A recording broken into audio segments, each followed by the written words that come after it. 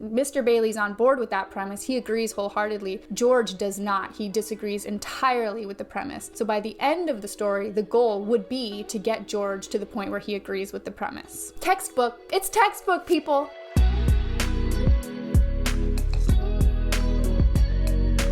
Hey, it's Megan. Welcome back to On Writing. If you're new here, I'm a professional writer and writing coach. You, of course, know by the title that we're looking at It's a Wonderful Life today. It was based on a story published in 1943 called The Greatest Gift by Philip Van Doren Stern, which apparently was loosely based on A Christmas Carol by Charles Dickens.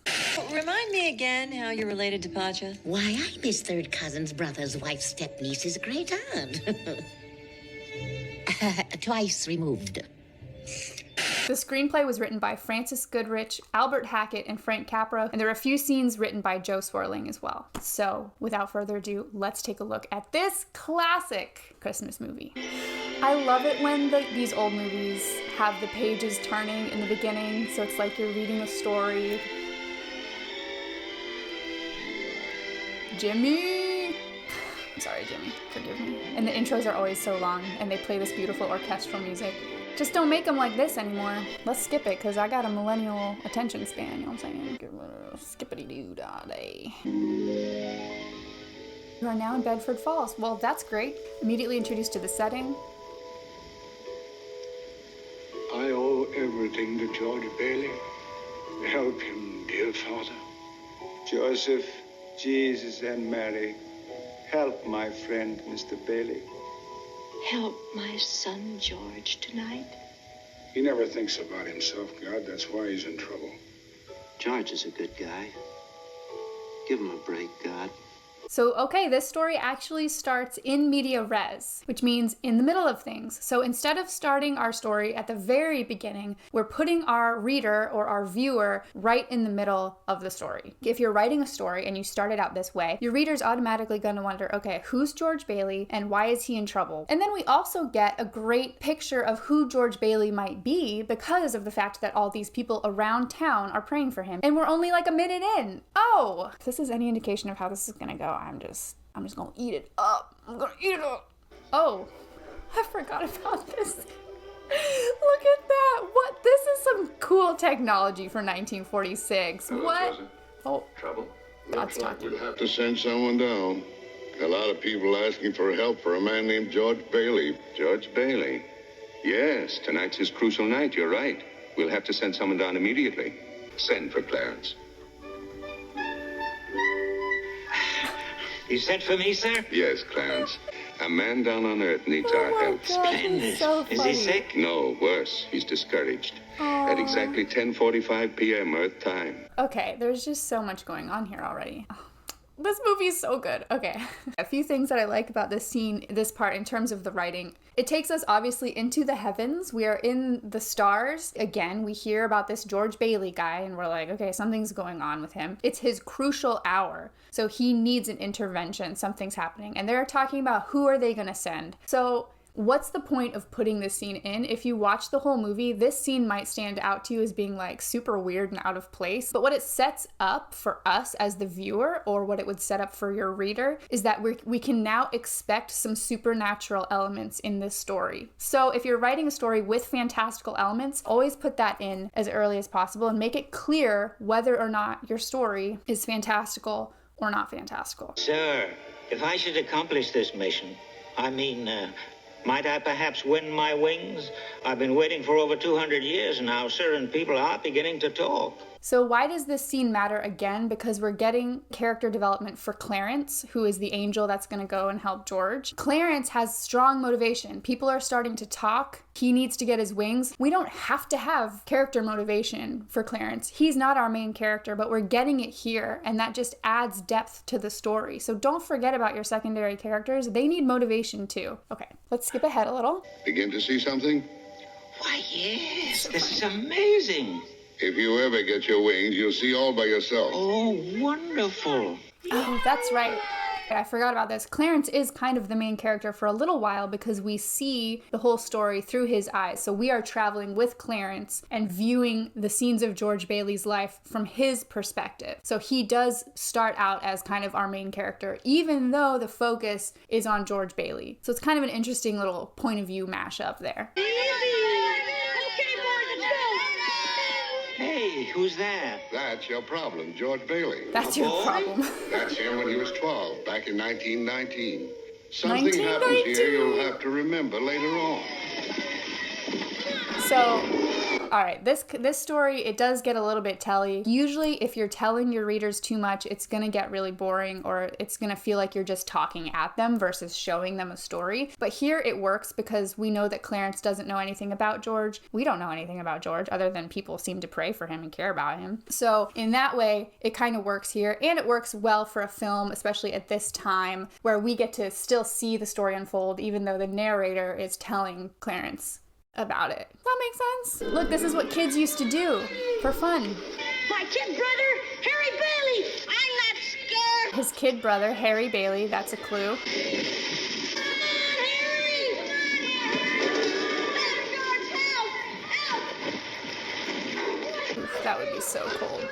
Run with your slippery shoes on the ice. Oh, in he goes. Oh my gosh. George saved his brother's life that day. But he caught a bad cold, which infected his left ear.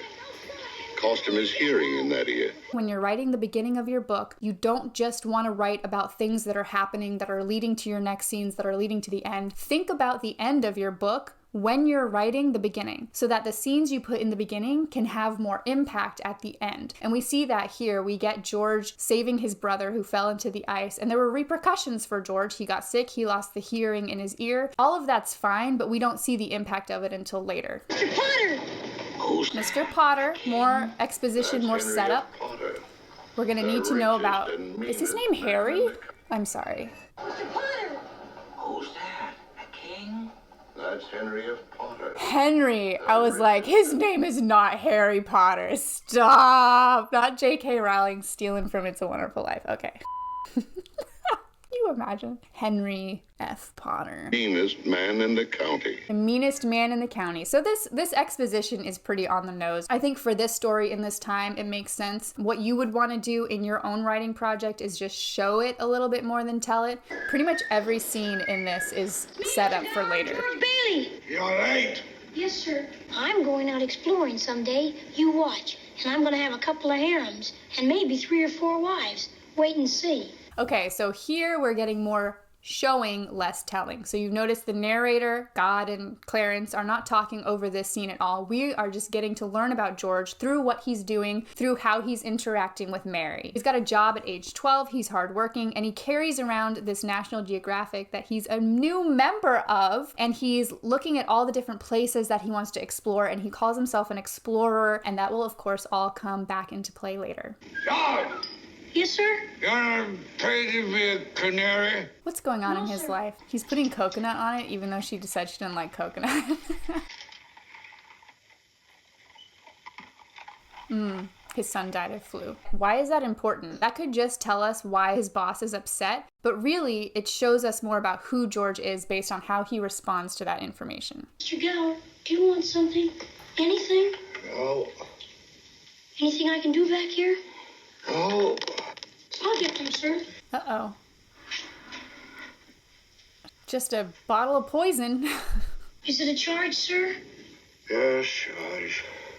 Mr. Gower, I said... Oh, get going. Yes, sir.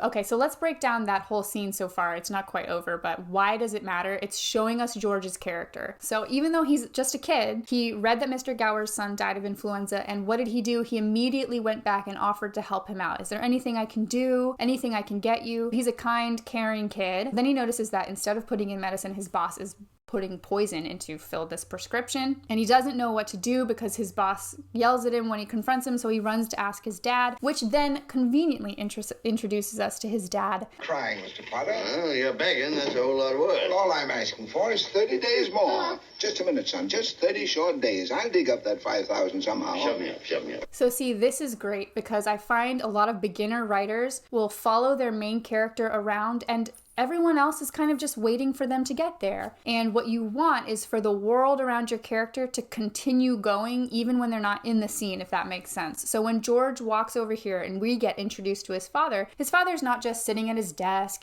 doing his work, just waiting for George to come in. He's in the middle of something that George interrupts. And why it's important is that we get to see the dynamic between George's father and Mr. Potter, and that is such an important crux to the rest of the story.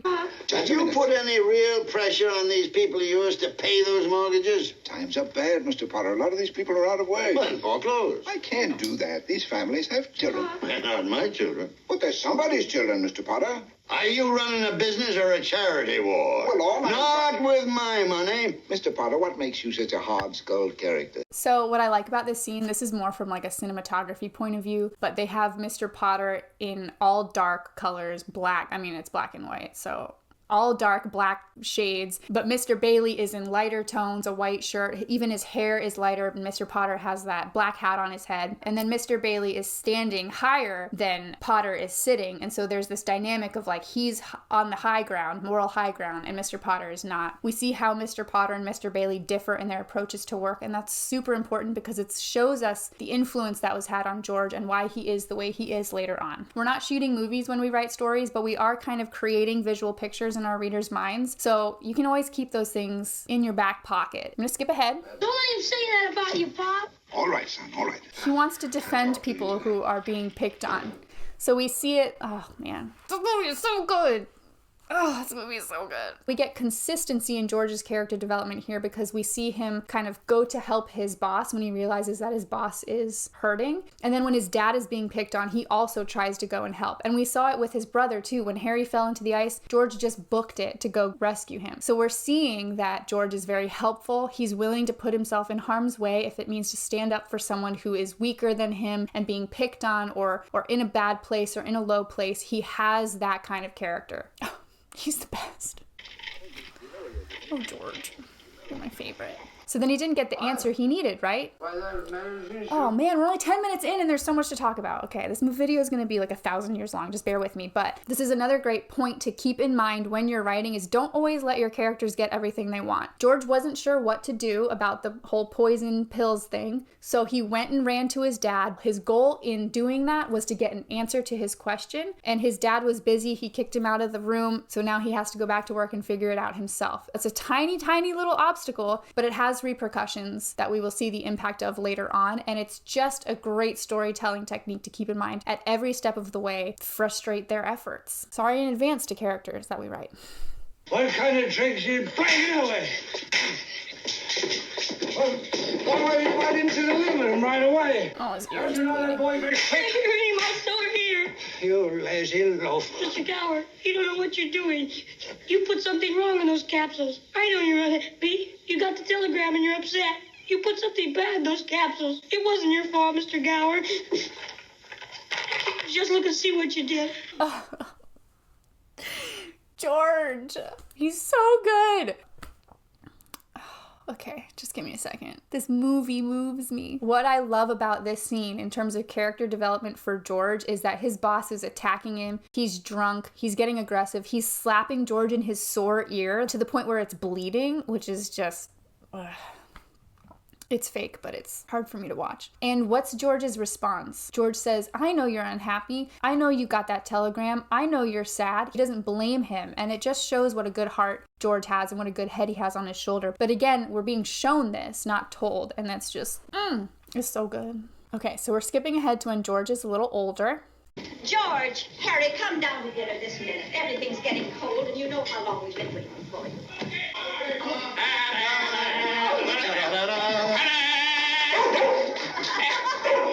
So precious. This scene's important because we're getting a picture of George's family, right? They're a little bit loud and chaotic. There's a lot of love for each other. Mom's complaining about her boys. She goes up to call them down to dinner and they carry her downstairs and she's playing along. So, and we also get a dynamic between Harry and George, which is important for the story later on. But again, we're just seeing a normal, like, everyday dinner scene with them, but the point of it is to just notice that Harry's head is completely cut off by the fringe of the lamp. Anyway, the point of this is to show us the dynamic. So in the beginning of your story, you want to show who your characters are by how they interact with one another, how they live their normal, ordinary lives before we get to the catalyst moment. Hope you have a good trip, George. Uncle Billy and I are going to miss you. Miss you too, Pop. What's the matter? You look tired. Oh, I had another tussle with Potter today. I thought when we put him on the board of directors, he'd ease up on us a little bit. Well, what's eating that old money-grubbing buzzard anyway?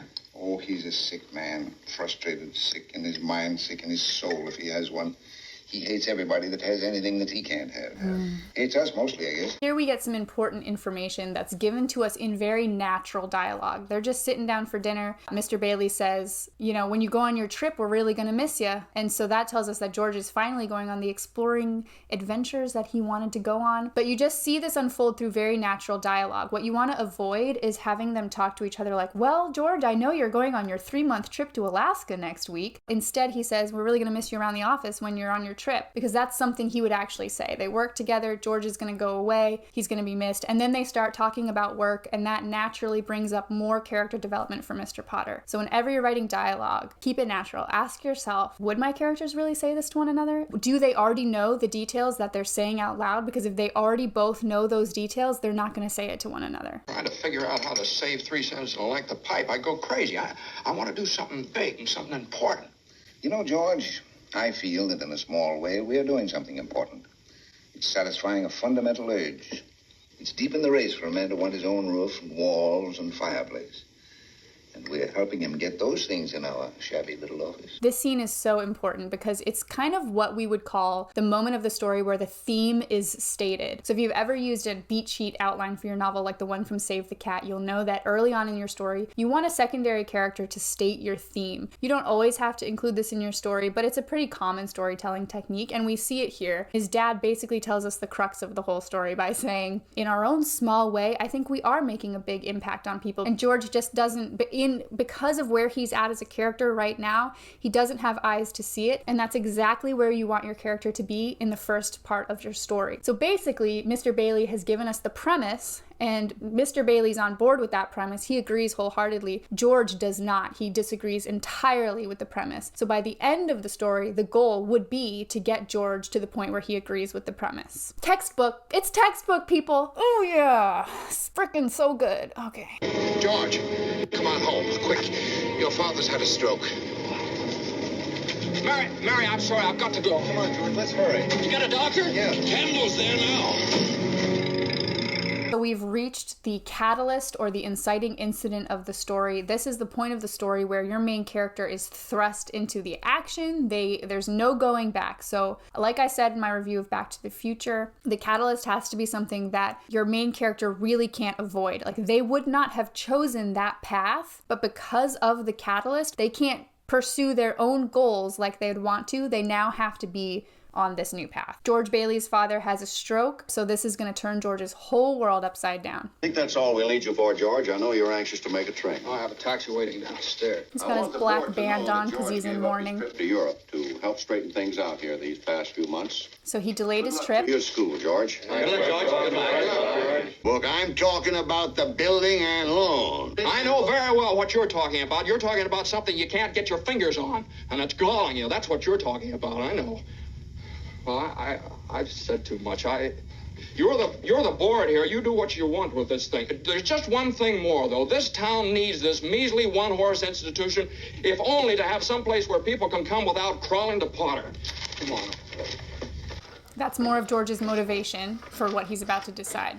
So we'll skip ahead a little bit, but essentially that that belief that George holds to really strongly, because he has so much respect for his father, is why he ultimately ends up staying and running the building alone. He's torn between his morals, right, of doing what's right and doing what he wants to do. The problem with George, which is what he has to learn throughout this story, is that he doesn't hold doing the right thing with as much weight. His value is doing the quote-unquote big flashy things. That's what really makes a difference. He gives that more weight than what he actually ends up doing. And so that's where the conflict within him comes and what he has to eventually learn. Okay, so let's skip ahead a little bit. George decides to marry Mary. Her dreams come true. And then when they're on their way to their honeymoon, there's a run on the bank. So George runs over to the building alone.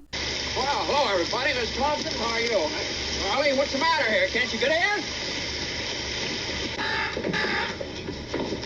So Uncle Billy's drinking. Oh, Uncle Billy, he's like the foil. I wonder if he is George's foil. Mercy. Anyway, so Uncle Billy closed the doors of the building alone because everyone came storming over asking for their money, and they don't have any money because the bank called their loan. So they had to give over all of their cash, and now they're kind of screwed. Again, we see George's consistency of character development. Like, he's finally gonna go away on a honeymoon with Mary. They're gonna travel. He's gonna get out of this town, and again, his goal is frustrated. Are you going to Potter's? Better to get half than nothing. Randall, wait. They want to go running to Potter, and George is trying to convince them to lean on their morals and not on their desires, which is, I need money. What is fair? You leave until the bank opens. I got doctor bills to pay. I need cash. I can't keep my kids on faith. I've got to have... How much do you need? And then Mary steps in. I got $2,000. Here's $2,000. This will tide us over to the bank reopens. All right, Tom, how much do you need? $242. No, Tom, just enough to tide you over until the bank reopens. I'll take $242.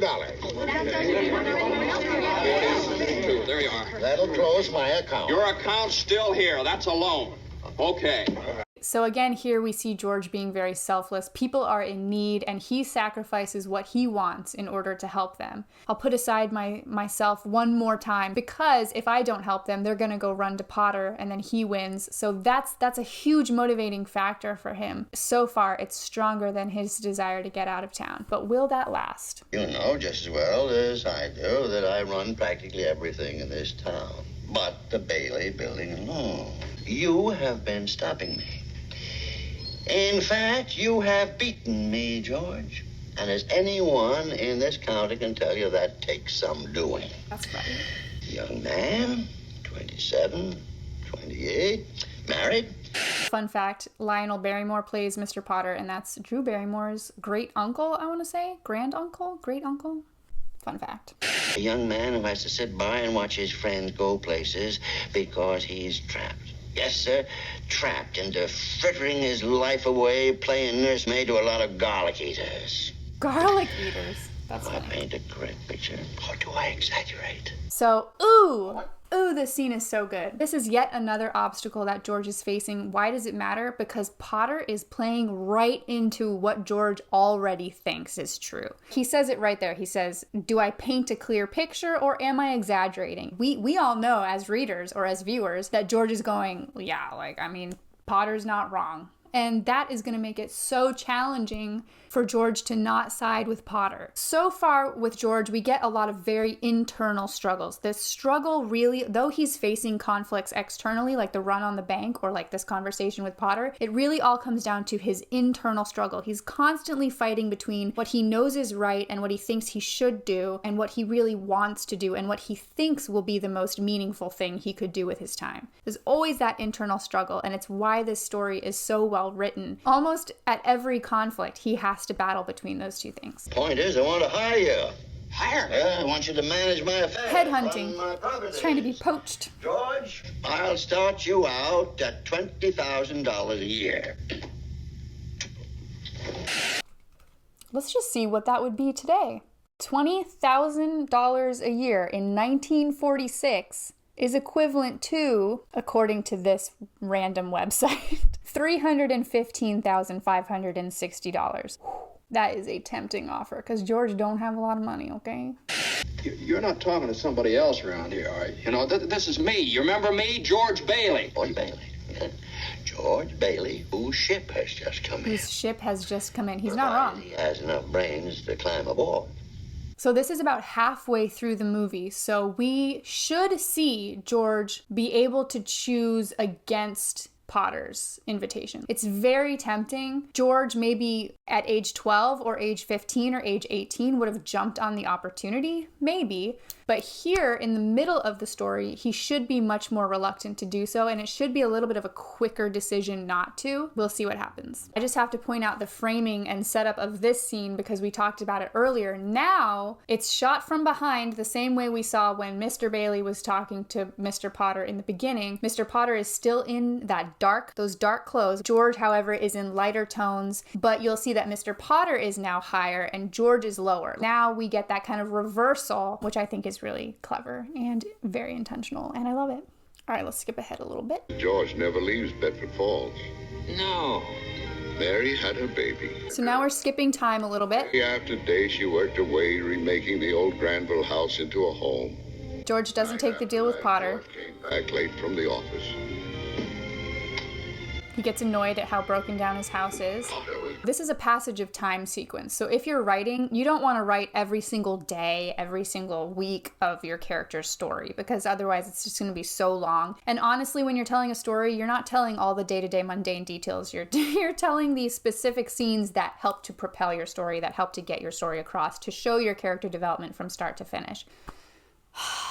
Now we arrive at my least favorite part of this story. I just hate seeing Mr. Potter win because he's such a warped, frustrated old man. You know what I'm saying?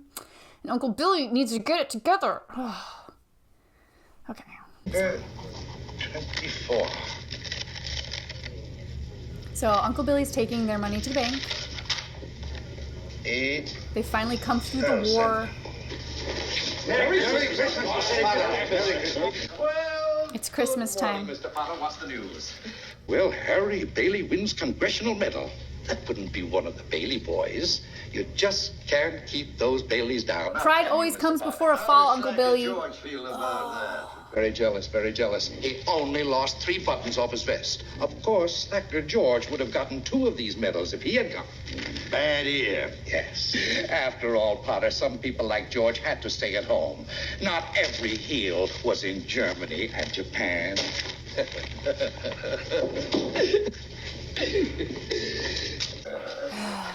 I'm so mad. Okay, so this part always drives me nuts because Uncle Billy is so arrogant and he basically throws away their last chance at success, and I just hate it. Which means it's working because stories should elicit these kinds of emotions from us.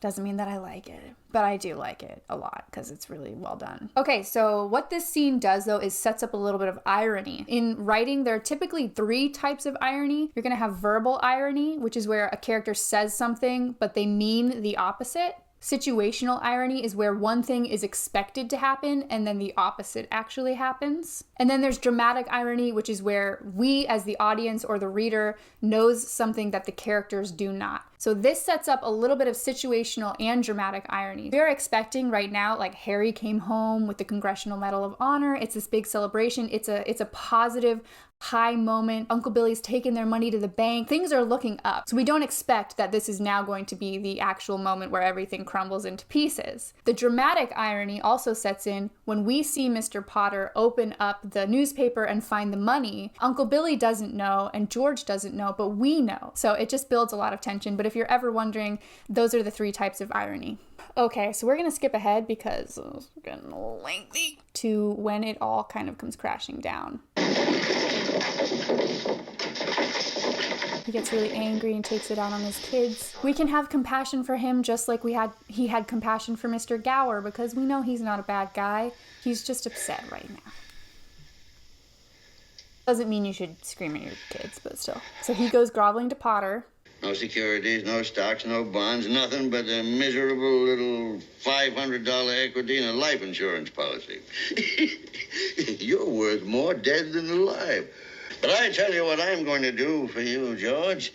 since the state examiner is still here, as a stockholder of the building and loan, I'm going to swear out a warrant for your arrest. This is what we call the dark night of the soul. So again, I referenced the Save the Cat beat sheet. If you're using something like that to outline your novel, you've probably heard about the dark night of the soul, which is the part of the story where everything falls out from under your character. They're hitting rock bottom and they have to make a decision on, am I going to accept the premise or am I not? George is faced with a problem that is so critical, he has to determine whether or not he's really going to keep putting in effort and find the value in his life as it is, or whether he's going to give up on it. So this internal conflict he's been battling pretty much since high school is now all coming to a head.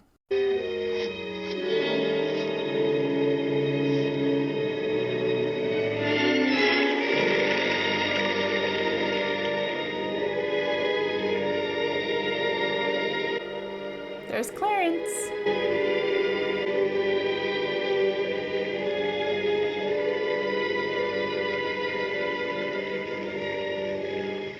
Look at those eyes. Oh. Help!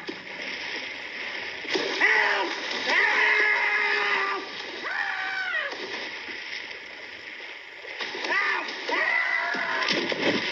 I love this moment so much because George is literally at the end of his rope when he's contemplating jumping to his death. And yet there is like no hesitation in his mind when Clarence jumps in and starts screaming for help. George is like, okay, I'm going to dive in and I'm going to help him. Like, forget my plan. Somebody needs my help. And that has been consistent in his character through the whole story. Ridiculous of you to think of killing yourself for money. $8,000. Yeah, now just things like that. Now, how do you know that? I told you I'm your guardian angel. I know everything about you. He's like an omniscient narrator. Well, you look about like the kind of an angel I'd get. Sort of a fallen angel, aren't you? What happened to your wings? Stop, it's still so yet. good. That's why I'm an angel second class. Fallen angel. I don't know whether I like it very much being seen around with an angel without any wings. Oh, I've got to earn them. And you'll help me, won't you? Sure. Of course George will help him, because he's By so letting helpful. me help you. Yeah, so you still think killing yourself would make everyone feel happier, eh? Well, I don't know. I guess you're right. I suppose it'd been better if I'd never been born at all. What'd you say? I said I wish I'd never been born. Wait a minute. That's an idea. All right. You've got your wish. You've never been bored. Can we just appreciate the moment that this is the first time in this movie that George actually gets what he wants? Man, that's some kind of irony. I don't know. That's messed up. Okay, so basically Clarence is going to walk George through what it would be like if he had never been born. Hold on, mister. I'm going home. Home? What home? Now, shut up. Cut it out. You're crazy. That's what I think. You're screwy. You're driving me crazy, too. So interestingly enough, now we see George thwarting Clarence's goal. So don't forget that Clarence had a goal at the start of the movie that he needed to accomplish. We haven't seen him a lot since then, but now he's sort of our protagonist. Not really, but he's the one with the goal, and George is the one giving him obstacles. You could sort of say that this is a multiple point of view type of story because we do kind of have two characters who are fighting for their own goals.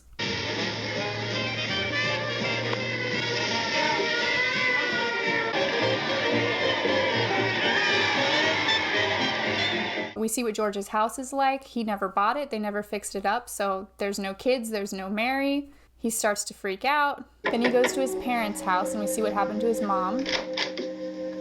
Well?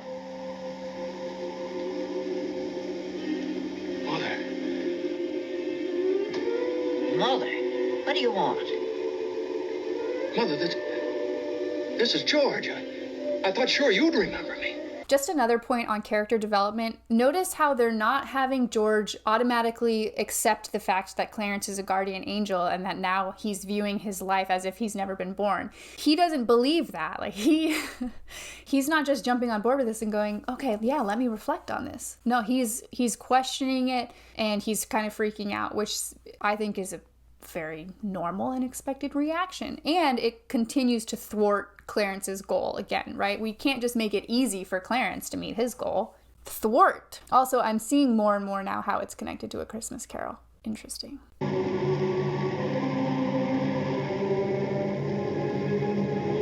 Strange, isn't it? Each man's life touches so many other lives. Gosh, that's a good When he line. isn't around, he leaves an awful hole, doesn't he? Ugh, let's listen to that again. Strange, isn't it? Each man's life touches so many other lives. When he isn't around, he leaves an awful hole, doesn't he? I've heard of things like this. You got me in some kind of a spell or something. Well, I'm going to get out of it. I'll get out of it. And I know how, too. The last man I talked to before all this stuff started happening to me was Martini. You know where he lives? Well, sure I know where he lives. He lives in Bailey Park. That music, though, come on. Sure this is Bailey Park? No, I'm not sure of anything anymore. Where are the houses? We went here to build them. Instead of a place where people can live, it's a place where people are dead. Just to say it. Oh, and there's Harry's grave. Harry Bailey broke through the ice and was drowned at the age of 9. That's a lie. Harry Bailey went to war. He got the Congressional Medal of Honor. He saved the lives of every man on that transport. Every man on that transport died. Harry wasn't there to save them because you weren't there to save Harry. It's a good line, too. You see, George, you really had a wonderful life. Don't you see what a mistake it would be to throw it away? Clarence. Yes, George? Where's Mary? No. Oh, well, I can't. Don't go see I Mary. don't know how you know these things, but tell me, where is she? If you know where she is, tell me where my wife is. She's an old maid. She never married. Where's Mary? Where is she? Where is she? She's just about to close up the library. I love how Mary's 28 and unmarried, so she's an old maid. And of course she works at the library. She probably has 3 cats. Once again, these scenes in this section of the story only have impact because we've seen the previous scenes. Even though Clarence is kind of telling George what to think about this all, like, you weren't there to save Harry, so he died. Clarence isn't describing it to us because we know already. So that's the complete Dark Night of the Soul where George has to determine, okay, am I going to accept the premise? Which is what his dad stated earlier in the film. George is now at the time where he is either going to fully accept that or turn his back on it and continue down the path he was on before. So we'll see what choice he makes. I want to live again. Please, God, let me live again. Yay! Hello, Bedford Falls! Hey! Merry Christmas, Mr. Potter! Happy New Year to you! In jail. Go on home. They're waiting for you.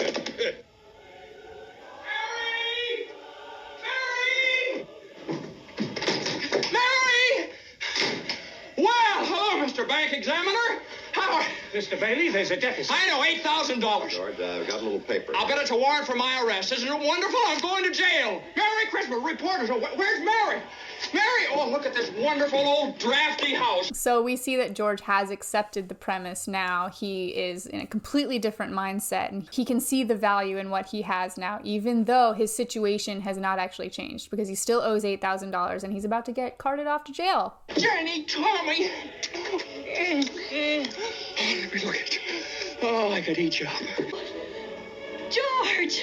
George, darling, where are you? I'm not gonna cry. Where are you? Oh, George. Now we're in the falling action of the film. We're going to be moving toward the ending and there aren't going to be any more conflicts for the character to solve. They've reached their point in the story and now it's just about closing the story out well. What we see here, which is why I think this movie is so beautiful, is that George is basically screwed. He's going to go to jail. He owes $8,000, which is a lot of money in 1946. And there's no real way for him to get out of that scrape. But because of who he is, because of his consistency throughout the story, everyone that he has helped comes and helps him. And it is just freaking heartwarming. If your heart is not warmed, you might be made of snow. It's the best part of the whole movie. In here. George!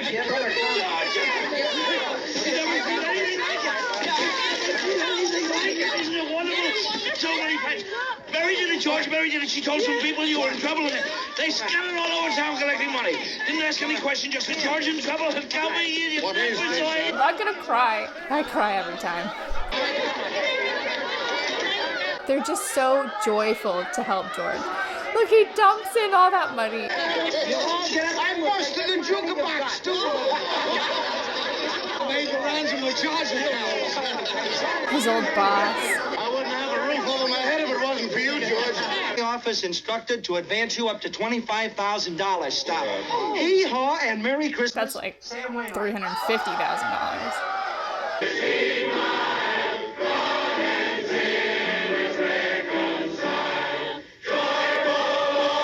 So pure, so wholesome. He rips up the warrant for his arrest. Because we've seen literally how he's helped almost all of these characters that come up and drop money off, it lands with more weight and it's more believable. That's always what you want when you're finishing your story. You don't want to wrap things up in a bow that kind of just feels like, okay, well, that was too easy. This is completely unexpected to George, and we don't expect it either, but it makes a lot of sense because, of course, these people have been so helped by him that they would be willing to drop whatever they need to help George as well. And then, of course, we have to close out the story for our other character, which is Clarence, and we see that he ends up meeting his goal as well. Look, Daddy, teacher says every time a bell rings, an angel gets his wings. That's right. That's right. Attaboy, Clarence.